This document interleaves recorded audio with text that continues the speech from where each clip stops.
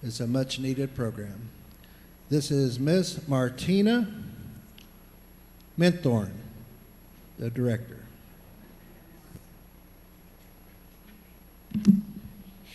Good afternoon, everybody that's here and online. My name is Martina Minthorn Callahan, and I am the new Historic Preservation Officer here for Comanche Nation. Like Mr. Nelson said, it is a very important duties to be able to protect our sacred sites across the places that we migrated through.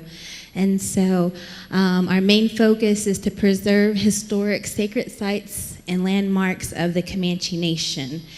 Since we're a nomadic tribe, we traveled through a lot of the places once we broke away from the Shoshone. So our main concern is to do tribal consultation with federal agencies, states, cities, anybody that's construction within the Comanche migration lands. And so just wanted to put this photo here. This is Enchanted Rock. This is in South Texas, kind of close to Fredericksburg. And so this is one of our sacred sites here. And I've been able to travel here, and it's kind of like Medicine Bluff. This is where they did Vision Quest in South Texas. Okay, go to next slide.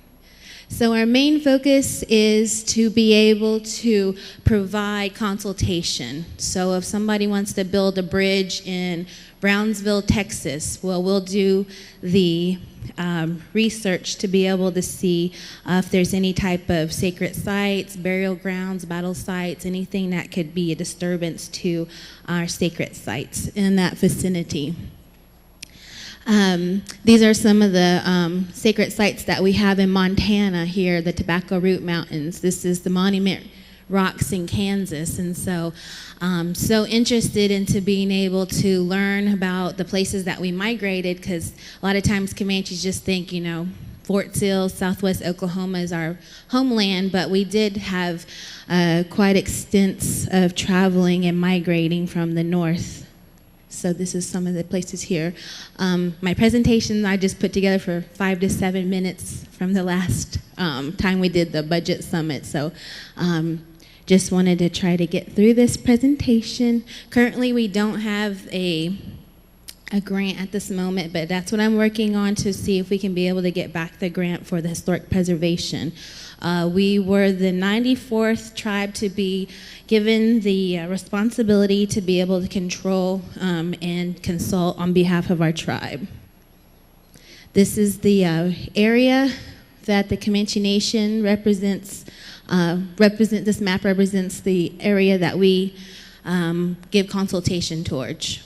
So from Canada down to Mexico here. So that's what we go off of when we do our consultation.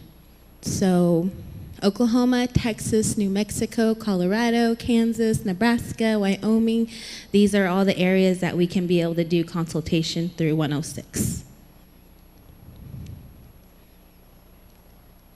Oops, okay. And so what we do for our program, our main concern is to do consultation. So just this month, I've only been here a month now, but as far as what we did at our office, as far as consultation, we have done 165 correspondence. Department of Transportation, Department of Defense, communication towers, Bureau of Land Management, Forestry, USDA, cities, private. So those are just some of the people that we do consultation with, and also even with the Comanche Nation, with our future area in Ryan that we just obtained. So that's what we do to be able to give these people who are trying to start construction in that area, we have to give them permission. So we want to do our diligent duty in being able to speak on behalf of the Comanche Nation. We also participate in public forums to help knowledge of the nation and general public, provide research on land records and produce maps for plotting and cultural sites, work with the government officials, scholars, artists, educators, students, elders, and tribal members on Comanche history matters, provide information to tribal members in the form of copies, photographs, genealogy research, language, history, and art. We reproduce historical data for tribal members. We promote tribal functions, assist the nation in legal issues on cultural resources. So a good example is the Medicine Bluff. Provide general audience or guidance for tribal programs. Oh, I'm sorry. Yes, in 2008, with the assistance of Jimmy Otterberry, this is a good example of what consultation can do.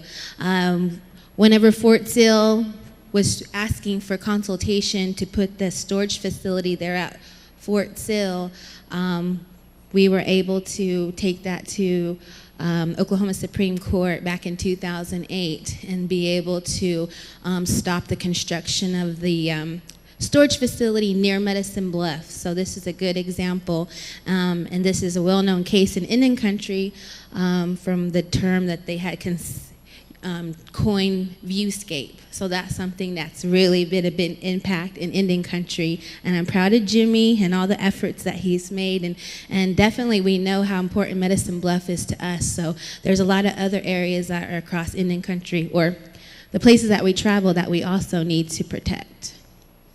Just wanted to throw this in here. This is 170 years this year. That will be the Fredericksburg Treaty. So these are important dates in our history. And also it's the 150-year anniversary that we signed the Medicine Lodge Peace Treaty that put us here in Southwest Oklahoma.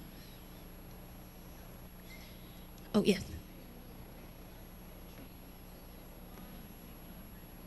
During the Comanche Fair this year? Okay. In September for the Medicine Lodge Treaty. All right, they're making me say this on the mic. Yeah. I'm just letting you know that I don't know who in Kansas, Medicine Lodge is recognizing the treaty, but it's the same weekend as the Comanche Fair. Yeah. I think we didn't sign it until like October too, like the October 21st, 22nd, in that time frame. But next year they're going to have a reenactment of it. Okay. They do it like every other year. Yes, the people of the Medicine Lodge. So that's in southwestern Kansas. Kansas, Yeah, right so across mainly the border. Diboll, yeah. Yeah. All right, war party. Yeah. No But reason not to. Yeah, definitely. And I know we did can't have do some that. people from Fredericksburg ask to see if anybody wanted to come and participate, singing, dancing, you know, down in Fredericksburg. But I don't know if anybody does want to go, but I know it was the Benetekas that signed that treaty, that band. And so as far as what we're asking for our grant this for this year, 2017-18, is $250,000. I'm currently working on a grant, and what our goal is to do with that grant is through the National Historic Preservation Office, and it is a historical trail guide. Since I've been in this position doing our consultations, once I start doing a consultation, say it's in South Texas and I'm doing the research, and I get so excited to be able to see, you know, what we've done in that area, and I want our kids to see where that we migrated through. And I think with this trail guide, we'll be able to visually show them, you know, we were here in Wyoming in this time period, and this is what our people did, and this is the artwork we left, and, you know, this is something that I really want our people to realize, you know, we weren't just always in Southwest Oklahoma and just in Texas, but we have a large presence through this Great Plains area, even into Canada and down into Mexico. So, and yeah, of course, a lot in New Mexico. We were just there, and everybody, yeah, Colorado, Wyoming, Nebraska, Kansas. So we have 8 states that we cover for a consultation. Anybody have any questions? Every week we get something either from Los Alamos, from Austin, Texas, up to Kansas, up to Pueblo, Colorado. All of these towns, provinces, counties, cities, they understand what Comancheria was. With that said, when they ask for consult, what are they really saying? Permission. Permission. There we go. Thank you, Martina. All right. Martina, Historic Preservation.